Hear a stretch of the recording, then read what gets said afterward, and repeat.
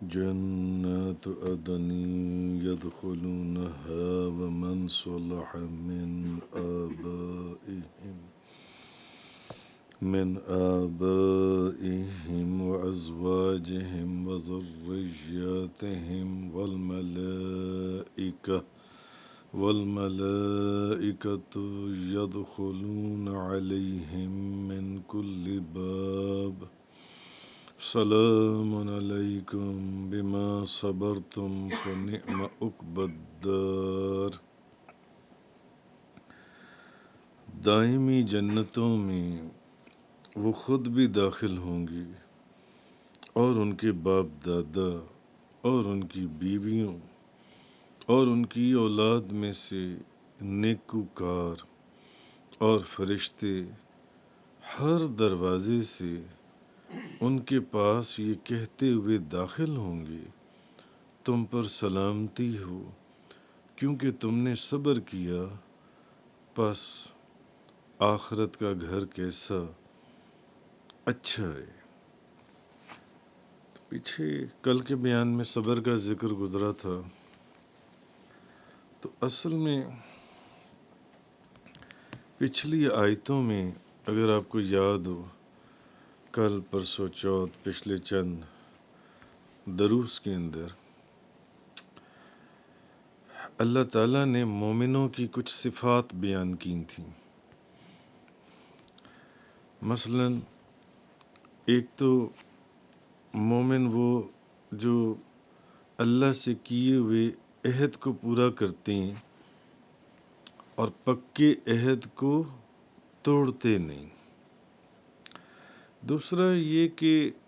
جو رشتوں کو جوڑ کر رکھتے ہیں، توڑتے نہیں۔ تیسرا جو اللہ سے ڈرتے ہیں، پھر سخت حساب سے ڈرتے رہتے ہیں۔ اس کا بڑا تفصیل سے کل یا پرسوں بیان ہوا تھا کہ سخت حساب کیا ہے اور آسان حساب کیا ہے، اس میں فرق کیا ہے۔ پھر یہ وہ لوگ ہیں جو فقط جن کا ہر عمل اپنے رب کی رضا کی خاطر ہوتا ہے، ہر چیز میں، یہاں تک کہ مصیبت اور تکلیف میں بھی وہ یہ دیکھتی ہیں کہ یہ مصیبت اور تکلیف کا نازل کرنے والا کون ہے۔ پھر یہ کہ یہ لوگ نماز پڑھتے ہیں اور ظاہر دکھا کر یا چھپا کر خرچ کرتے ہیں اور برائی کو اچھائی سے دور کرتے ہیں، تو اب یہ صفات اللہ تعالیٰ نے مومنوں کی بیان کی تھیں۔ پیچھے جو 2 3 4 5 دروس ہوئے اس کے اندر اس کی تفصیل گزری۔ اب ان کی جزا بیان کی جا رہی ہے اس آیت کے اندر۔ اب یہ وہ لوگ ہیں یعنی جو اپنے عہد کو پورا کرتے ہیں، عہد کو توڑتے نہیں، رشتوں کو توڑتے نہیں، رشتوں کو جوڑتے ہیں، اللہ سے ڈرتے ہیں، پھر سخت حساب سے ڈرتے ہیں اور اپنے رب کی رضا ہر چیز میں طلب کرتے ہیں، نماز پڑھتے ہیں اور دکھا کر یا چھپا کر خرچ کرتے ہیں، اور تیسرا یہ کہ برائی کو اچھائی سے دور کرتے ہیں۔ اس طرح کی یہ جو چیزیں ساری مومنوں کی صفات بیان ہوئیں، اب ان کی جزا بیان ہو رہی ہے کہ اب ان کی جزا کیا ہے جن سے، یعنی اللہ تعالیٰ ان کو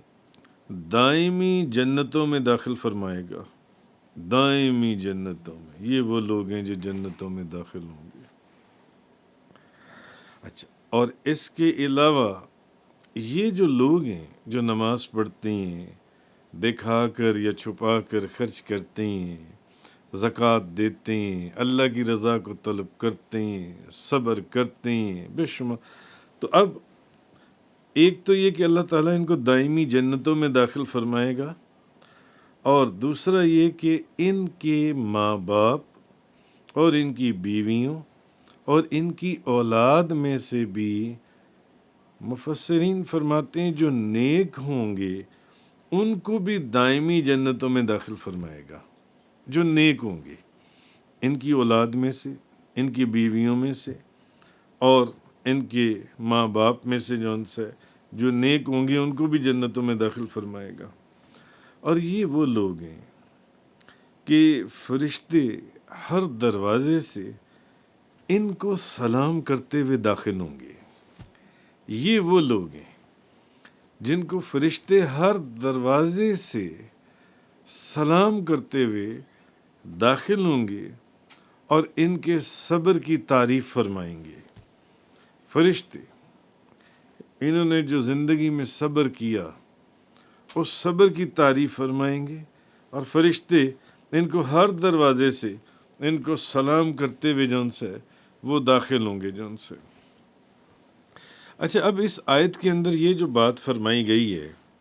کہ وہ دائمی جنتوں میں خود بھی داخل ہوں گے اور ان کے باپ دادا اور ان کی بیویوں اور ان کی اولاد میں سے جو نیکوکار ہیں وہ خود بھی، یعنی جنات عدن یدخلونہا، دائمی جنتوں میں وہ خود بھی داخل ہوں گے۔ ومن صلح من آبائہم وازواجہم وذریاتہم، اور ان کے باپ دادا اور ان کی بیویوں اور ان کی اولادوں میں سے جو نیکوکار ہوں گے۔ تو ان کے باپ دادا، ان کی بیویاں، ان کی اولاد میں سے جو نیک لوگ ہوں گے وہ بھی دائمی جنتوں میں داخل ہوں گے۔ اچھا، حضرت ابن عباس فرماتے ہیں کہ اس سے مراد ہے کہ جس نے اس طرح تصدیق کی جس طرح ان مسلمانوں نے تصدیق کی تھی، یعنی خواہ اس کے عمل ان کی طرح نہ بھی ہوں تو وہ بھی جنت میں داخل ہوں گے۔ جیسے ان کے ماں باپ نے، بزرگوں نے تصدیق کی تھی اللہ اور اس کے رسول کی، تو ان کے اعمال ان جیسے نہ بھی ہوں وہ تب بھی جنت میں داخل ہوں گے، حضرت ابن عباس نے فرمایا۔ اور ایک قول یہ ہے کہ اللہ تعالیٰ نے اس آیت میں یہ بیان فرمایا ہے کہ جب تک نیک اعمال نہ ہو نسب سے کوئی فائدہ نہیں ہوگا۔ کسی انسان کے اگر باپ دادا، اس کی بیویوں اور اس کی اولاد نے اگر نیک عمل نہیں کیے تو وہ جنت میں داخل نہیں ہوں گے۔ داخل وہی ہوگا جس نے نیک عمل کیے، اور جس نے نیک عمل نہیں کیے وہ جنت میں داخل نہیں ہوگا، بھلے اس کی بیوی ہے، بھلے اس کا باپ ہے، بھلے اس کا دادا ہے، بھلے اس کا بیٹا ہے، بھلے اس کی وہ نہیں داخل ہوں گے سے۔ اور ایک قول یہ ہے کہ حضرت ابن عباس رضی اللہ تعالی عنہما نے جو فرمایا کہ وہ صحیح ہے، علامہ وحدی فرماتے ہیں کہ اللہ تعالیٰ نے اطاعت گزار کی، جو اللہ کا اطاعت گزار بندہ ہے، اس کی جزا میں اس کی اس خوشی کو بھی رکھا ہے کہ اس کے اہل اس کے ساتھ جنت میں داخل ہوں۔ اچھا، اب ہر بندے کی خواہش تو ہے نا، کون بندہ چاہے گا کہ اس کی بیوی بچے ماں باپ دوزخ میں ہوں اور وہ خود جنت میں ہوں؟ ہر بندے کی خواہش تو ہے نا کہ بھئی میرے ساتھ میرے ماں باپ، میرے بچے، میرے بیٹے، میری بیٹیاں، میرے بہن بھائی، میری بیوی بچے سب جنت کے اندر ہوں۔ کون کہے گا کہ میں جنت میں ہوں اور یہ دوزخ میں ہوں سے؟ تو بہرحال کہنے کا مقصد یہ ہے کہ ایک قول تو یہ ہے کہ جس نے اس طرح تصدیق کی جس طرح ان مسلمانوں نے تصدیق کی تھی، خواہ ان کے عمل ان جیسے نہ بھی ہوں تو وہ جنت میں داخل ہوں گے۔ مگر ایک قول یہ ہے، زجاج نے کہا کہ اللہ تعالیٰ نے اس آیت میں یہ بیان فرمایا کہ جب تک نیک عمل نہ ہو نسب فائدہ نہیں دے گا۔ باپ اگر جنت میں ہے تو اس سے اولاد کیوں جنت میں چلی جائے گی اگر اس کی عمل نیک نہیں ہے تو؟ اور ایک قول یہ ہے کہ حضرت ابن عباس رضی اللہ تعالیٰ عنہما نے جو فرمایا وہ صحیح ہے، کیونکہ وہ فرماتے ہیں کہ اللہ تعالیٰ نے جو اطاعت گزار ہے اس کی جزا میں اس کی اس خوشی کو بھی رکھا ہے کہ اس کے اہل اس کے ساتھ جنت میں داخل ہوں۔ یعنی جو اللہ کی اطاعت کرنے والا بندہ ہے، اس کے احکامات کے اوپر عمل کرنے والا بندہ ہے، تو اس کی جزا کے اندر اس کی اس خوشی کو رکھا ہے، کیونکہ ہر بندہ تو یہ چاہے گا نا کہ اس کے ماں باپ، بہن، بھائی، بیوی، بچے بھی جنت میں ہوں، نہ کہ دوزخ میں ہوں۔ تو ایک قول یہ ہے کہ اللہ تعالیٰ نے اطاعت گزار کی جزا میں اس کی اس خوشی کو بھی رکھا ہے کہ اس کے اہل اس کے ساتھ جنت میں داخل ہوں، اور یہ اس بات پر دلالت کرتا ہے کہ جس شخص نے نیک عمل کیے، اس کے اکرام کی وجہ سے، اس کی عزت کی وجہ سے، اس کی بزرگی کی وجہ سے، اس کی تعظیم و تکریم کی وجہ سے اس کے اہل و عیال کو بھی جنت میں داخل کر دیا جائے۔ ایک قول یہ، ایک نے کہا کہ نہیں، اس آیت کی روح سے ایسا نہیں ہے، مگر حضرت ابن عباس رضی اللہ تعالی عنہما نے فرمایا کہ اللہ تعالیٰ نے اطاعت گزار کی جزا میں اس کی خوشی کو بھی رکھا ہے کہ اس کے اہل و عیال جنت میں داخل ہوں۔ یعنی آپ کی یہ خواہش ہوگی کہ آپ کے بیوی بچے، ماں باپ آپ کے ساتھ جنت میں ہوں، نہ کہ دوزخ میں ہوں، بھلے وہ گناہگار ہوں، آپ نیک ہوں۔ آپ کی تو خواہش یہی ہوگی نا کہ بھی میرے ماں باپ، میرے بیوی بچے بھی میرے ساتھ جنت میں ہوں جون سے۔ تو بہرحال تو وہ فرماتی ہیں کہ مگر اللہ تعالیٰ نے اطاعت گزار کی جزا میں اس کی اس خوشی کو رکھا ہے کہ اس کے اہل اس کے ساتھ جنت میں داخل ہوں، اور یہ اس پر دلالت کرتا ہے کہ جس شخص نے نیک اعمال کیے، اب جو بندہ نیک ہے جس کو آپ جنت میں کنسیڈر کر رہے ہیں، اب اس کی تعظیم اور بزرگی یا اس کے اکرام میں یہ بات تو تبھی پوری ہوگی نا کہ جب اس کے اہل و عیال بھی جنت میں ہوں، جب وہ بھی جنت میں داخل کیے جائیں۔ تو اور اگر اس کے اہل و عیال فرض کر لیں اپنے نیک اعمال کی وجہ سے جنت میں داخل ہوں، اور نیک اعمال نہیں ہیں تو وہ دوزخ میں داخل ہوں، اور نیک اعمال ہیں تو وہ جنت میں داخل ہوں، تو پھر اس میں اطاعت گزار کی بزرگی یا تعظیم و تکریم اور عزت کا کوئی دخل نہیں ہے۔ پھر اس میں بھائی اس بندے کی جو جنتی آدمی ہے، جو اللہ کا برگزیدہ بندہ ہے، جو بزرگی اللہ نے اس کو یہ مقام عطا فرمایا ہے، اگر اس کی خوشی کی خاطر جون سے اس کے اہل و عیال کو بھی جنت میں داخل کرنا ہے، اس کی تعظیم و تکریم یا اس کی بزرگی یا اس کی عزت کی خاطر جون سے ہے، تو پھر اس کے اپنے نیک اعمال کی وجہ سے اگر اس کو جنت میں داخل کیا گیا جون سے، تو پھر اس میں اس کی عزت اور بزرگی، اس کے رشتہ داروں کو، تو پھر اس میں اس کی عزت اور بزرگی کا کیا کمال ہوا جون سے؟ بھائی ان کو تو پھر داخل ہی کیا، اس لیے داخل کیا جا رہا ہے کہ انہوں نے نیک اعمال کیے، تو جو بھی نیک اعمال کرے گا وہ تو جنت میں جائے گا، تو اس کی بزرگی یا اس کی تکریم یا اس کی تعظیم تو تب ثابت ہوگی یا تب پتہ چلتی ہے کہ اگر اس کے اکرام کے اندر پھر انہوں نے جیسے بھی اعمال کیے ہوں، ہاں ان کو بھی پھر جنت میں داخل کیا جائے، شرک نہ کیا ہو، اس کی تفصیل میں آگے آ رہا ہوں جن سے، تو ان کو بھی، اور اس کے ساتھ اس کے اہل کو جنت میں داخل کرنے کے وعدے کا بھی کوئی فائدہ نہیں ہے، کیونکہ جو شخص بھی نیک عمل کرے گا وہ تو جنت میں جائے گا۔ بات تو تب ہے نا، یعنی بات سے مراد یہ ہے کہ یہ بات تو تب پوری اترتی ہے حضرت ابن عباس والی کہ اللہ نے اطاعت گزار کی جزا میں اس کی اس خوشی کو بھی رکھا ہے کہ اس کے اہل اس کے ساتھ جنت میں داخل ہوں جو ان سے ہیں، اور یہ اس پر دلالت کرتا ہے کہ جس شخص نے نیک اعمال کیے اس کے اکرام، اس کی عزت اور بزرگی کی وجہ سے اس کے اہل و عیال کو بھی جنت میں داخل کیا جائے گا، اس کے اہل و عیال کو بھی جن سے۔ تو بہرحال بعض علماء کا کہنا یہ ہے کہ اطاعت گزار کے گھر والوں نے اگر نیک عمل نہیں بھی کیے، نیک عمل نہ کیے ہوں، وہ پھر بھی اس اطاعت گزار کے اکرام اور اس کی بزرگی کی وجہ سے جنت میں داخل کیے جائیں گے۔ بعض علماء کا کہنا یہ ہے کہ جس اطاعت گزار کے اکرام کی بات ہو رہی ہے، جو خود تو جنتی ہے مگر اس کے اہل و عیال کی بات ہو رہی ہے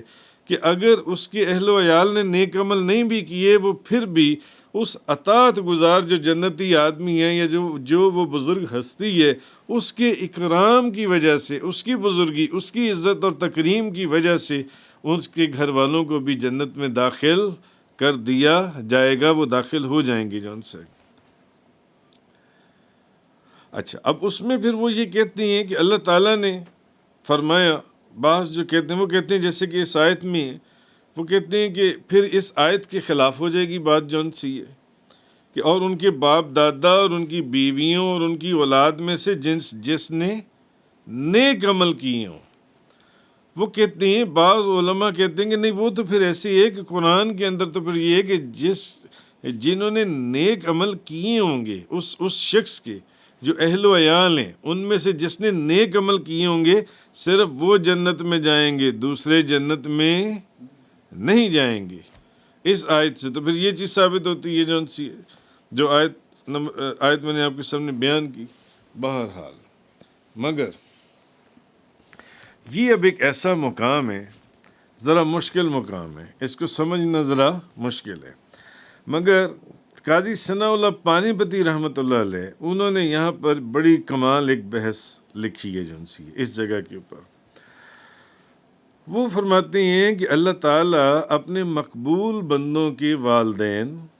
ان کی بیویوں اور ان کی اولاد کو بشرطے کہ وہ ایمان کی صفت سے متصف ہوں، یعنی وہ ایمان لائے، مشرک نہ ہوں، صاحب ایمان ہوں، ان کو جون سے ان کاملین کے درجات اور مقامات پر فائز فرما دیتا ہے اللہ تعالیٰ اپنے مقبول بندوں کے والدین، جو مقبول بندے جو اس کے بزرگ لوگ ہیں، ان کے ماں باپ، ان کی بیویوں، ان کی اولاد کو انہی کاملین کے درجات اور مقامات پر فائز فرما دیتا ہے، بشرطے کہ ایمان کی صفت ان کے اندر موجود ہو، وہ صاحب ایمان ہو، جو ان سے کلمہ پڑھنے والی ہوں۔ اگرچہ قاضی ثناء اللہ پانی پتی فرماتے ہیں اگرچہ وہ اپنے اعمال کے لحاظ سے ان درجات اور مقامات کے اہل ہی نہ ہوں، پھر بھی اللہ تعالیٰ ان کو ان کاملین کے درجات عطا فرما دیتا ہے، بشرطے کہ ان کے اندر ایمان کی صفت موجود ہو۔ اور وہ فرماتے ہیں کہ یہ عنایت محض اپنے مقبول بندوں کے دلوں کو خوش کرنے کے لیے فرمائی گئی ہے، یہ عنایت جو ان سی ہے۔ اب پہلے جو میں نے آپ کے سامنے بحث فرمائی اس میں میں نے مختلف اقوال آپ کے سامنے رکھے کہ بعض علماء کہتے ہیں کہ نہیں، بندہ جنتی ہے، جس نے جنت میں جانا ہے، اس کے اہل و عیال اگر انہوں نے نیک عمل کیے ہیں تو جنت میں جائیں گے، ورنہ دوزخ میں جائیں گے۔ بعض نے کہا، جو حضرت ابن عباس رضی اللہ تعالیٰ عنہما والی میں نے بات کی، ان کا نہیں، وہ اس کے اکرام کی وجہ سے جنت میں جائیں گے، بھلے ان کے اعمال ویسے نہیں بھی ہیں۔ مگر قاضی ثناء اللہ پانی پتی رحمۃ اللہ علیہ فرماتے ہیں کہ اللہ تعالیٰ اپنے مقبول بندوں کو، جو اس کے مقبول بندے ہیں، جو اس کے دوست ہیں، ان کے والدین، ان کی بیویوں، ان کی اولاد کو صرف بشرطے کہ ان میں ایمان کی صفت موجود ہو، کہ وہ صاحب ایمان ہو، ان کاملین کے درجات اور مقامات پر فائز فرما دیتا ہے، بھلے وہ اعمال کے لحاظ سے ان درجات اور مقامات کے اہل نہ بھی ہوں، تب بھی ان مقامات پر۔ اور یہ عنایت محض اپنے مقبول بندوں کے دل کو خوش کرنے کے لیے فرمائی جاتی ہے جن سی ہے، کیونکہ ایمان کے بغیر کوئی نسب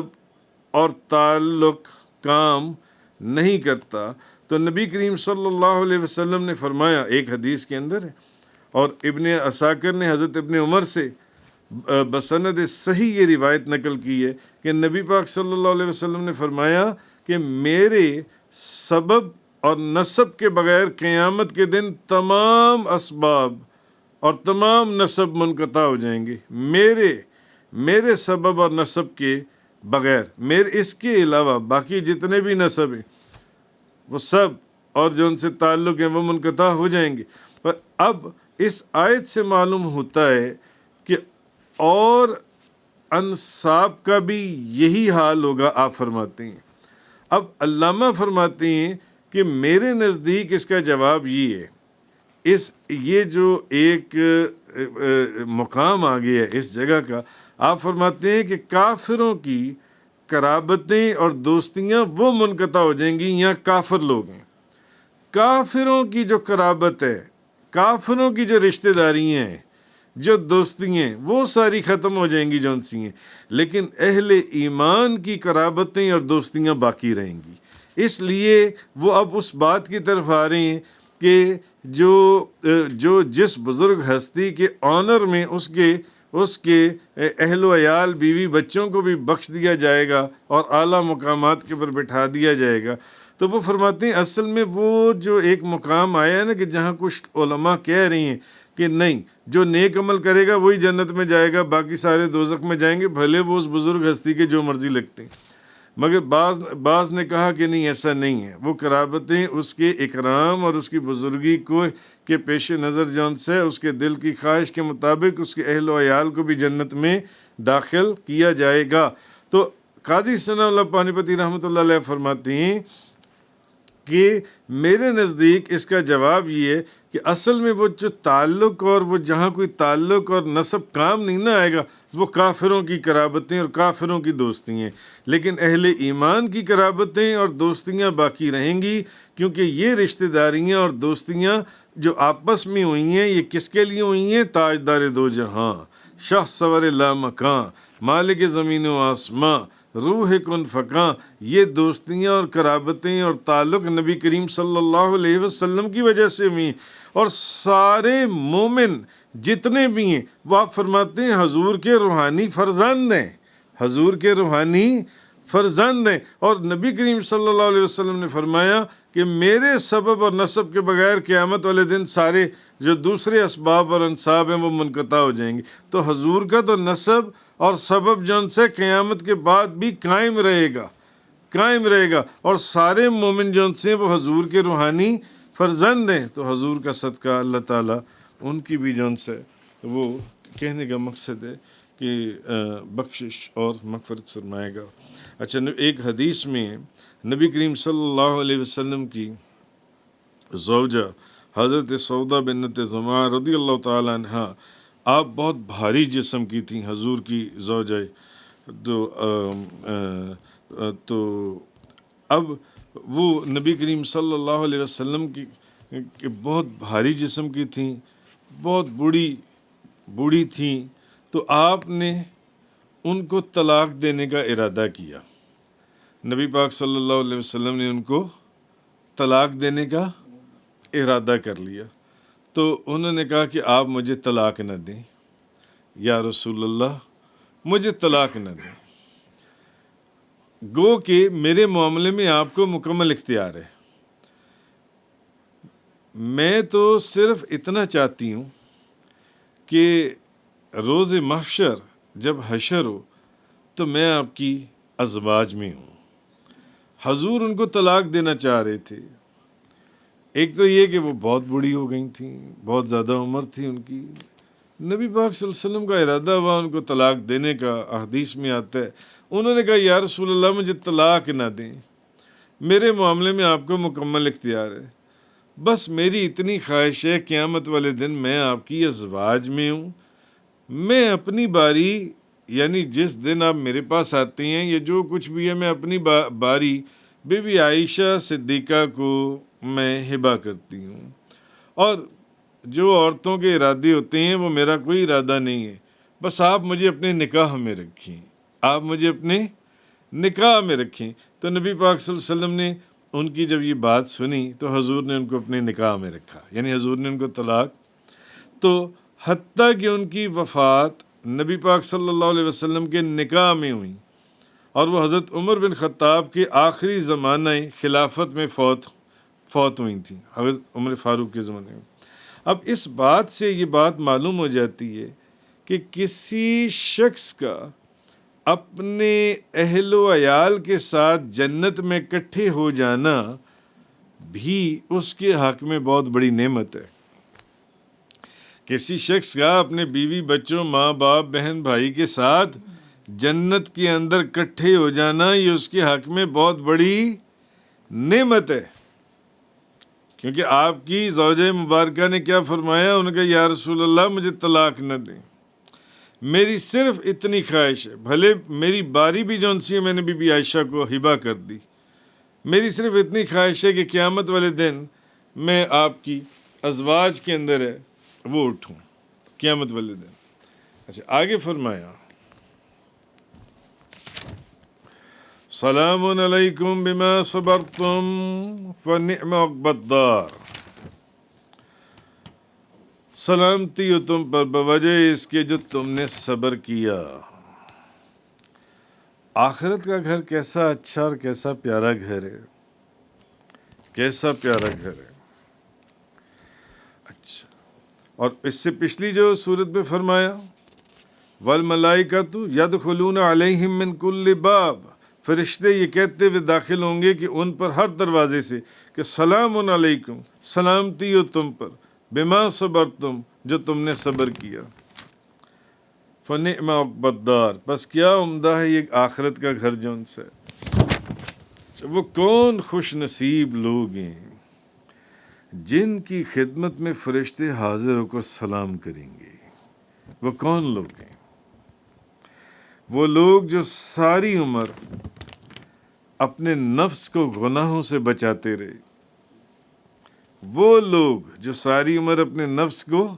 گناہوں سے بچاتے رہے، فرشتے ان کو سلام کریں گے، اور نیکی اور اطاعت پر مدافعت کرنے میں یہ وہ لوگ ہیں جو کوشاں رہے، جن سے جو نیکی کے اندر مصروف رہے اور اپنے نفس کو گناہوں سے بچاتے رہے، جو دنیا کی لذتوں کو جنہوں نے چھوڑ دیا، اپنے نفس کو گناہوں سے بچایا، نیکی کی کوشش کرتے رہے۔ امام زین العابدین فرماتے ہیں کہ روز حشر اعلان کیا جائے گا، آپ فرماتے ہیں کہ صبر والے اور استقامت والے آ جائیں۔ امام زین العابدین آپ فرماتے ہیں کہ روز قیامت اعلان کیا جائے گا کہ صبر والے اور استقامت والے آ جائیں، تو کچھ لوگ حاضر ہوں گے، انہیں حکم ملے گا کہ جاؤ جنت میں چلے جاؤ۔ راستے میں فرشتے ان سے پوچھیں گے، وہ کہیں گے کہ جنت کی طرف۔ وہ فرشتے پوچھیں گے کہاں جا رہی ہو؟ وہ کہیں گے جنت کی طرف جا رہی ہیں۔ فرشتے کہیں گے کہ کیا ابھی حساب کتاب تو ہوا نہیں تمہارا، تو تم حساب سے پہلے ہی جنت میں جا رہی ہو؟ وہ جواب دیں گے ہاں ہم پہلے جا رہی ہیں۔ پوچھا جائے گا تم کون ہو؟ وہ کہیں گے ہم اہل صبر ہیں، ہم صبر کرنے والے ہیں، یعنی ہم گناہوں سے بچتے تھے، نیکیوں کی طرف رغبت کرتے تھے، اور دنیا سے کنارہ کش، ان دنیا کی آسائشوں کو ہم اللہ کی رضا کی طرف ہماری توجہ۔ اچھا فرشتے کہیں گے کہ تمہارے صبر کی حقیقت کیا ہے؟ تو وہ کہیں گے کہ ہم نے اپنے نفسوں کو اللہ کی اطاعت پر قائم رکھا اور اس کی نافرمانی سے اپنے نفس کو بچایا، اور دنیا کی مصیبتوں کے اوپر ہم نے صبر کیا۔ تو فرشتے کہیں گے تم جنت میں داخل ہو جاؤ۔ حالانکہ یہ وہی لوگ ہوں گے جن کو فرشتے روکیں گے ابھی تو حساب کتاب ہوا نہیں، تو تم جنت میں جا رہی ہو۔ تو نیک عمل کرنے والوں کا بہت بڑا اجر ہے، بہت بڑا اجر۔ نبی پاک صلی اللہ علیہ وسلم آپ کا یہ معمول تھا کہ آپ غزوہ احد کے بعد ہر سال جو شہدائے احد کے جہاں پر مزارات ہیں، مقام احد کے اوپر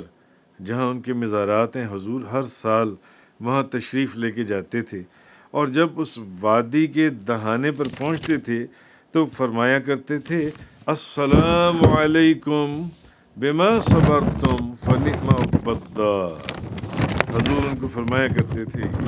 کہ اے پیکران صبر و وفا، اس صبر کے بدلے جس کا مظاہرہ تم نے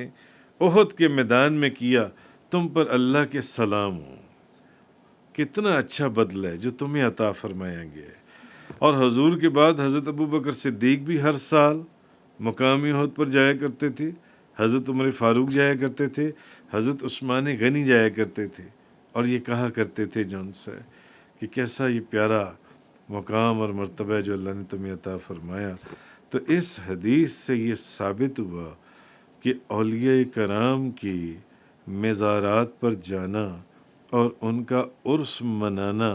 یہ بالکل جائز ہے، کیونکہ حضور ہر سال شہدائے کربلا، شہدائے احد کی قبروں پر جاتے تھے۔ حضرت ابوبکر صدیق بھی جاتے تھے، حضرت عمر فاروق بھی جاتے تھے اور ان کو سلام کرتے تھے اور ان کی تعریف بیان کرتے تھے۔ تو معلوم ہوا یہاں سے کہ بزرگوں کے عرس منانا یا اولیاء کرام کے مزارات پر جانا بالکل جائز۔ تفسیر قرآن کا یہ لیکچر انگلش میں سننے کے لیے براہ کرم ڈسکرپشن میں موجود لنک پر کلک کریں۔